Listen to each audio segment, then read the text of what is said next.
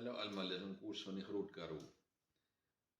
Man, daar in die vroeë tyd van die Kaap was daar in Stellenbosch blykbaar so 'n wonderlike dokter. En hy het nou nog 'n wonderlike perd gehad. Dit was seker maar 'n Arabierperd. En die dokter word eendag uitgeroep na 'n wynboer toe wat siek is. Ek vermoed nou maar die ou wynboer het seker te veel wyn gedrink. En hy kom daar en hy maak sy perd vas. En hy is daar binne. Hy en die ou boer begin gesels daar en raak later laat. En die ou perd raak dors en hy ruk los. En hy stap daar om te soek water, maar die wynkelder se deur staan oop en daar staan toe 'n vat wyn. En die ou perd drink die vat wyn uit. En soos hulle hier by ons rond sê, die ou perd piep toe.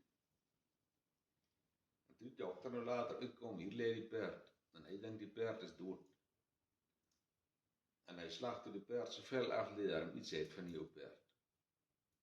En hy is huis toe in die volgende oggend vroeg. Toe hoor hulle die ou perd runnik en toe hulle kom toe sien hulle daar staan die perd sonder sy vel en kyk oor die kombuis se onderdeur. En die dokter dink maar hy moet daarom nou enige plan maak om die ou perd te red. En hulle kry gou daar 'n plan.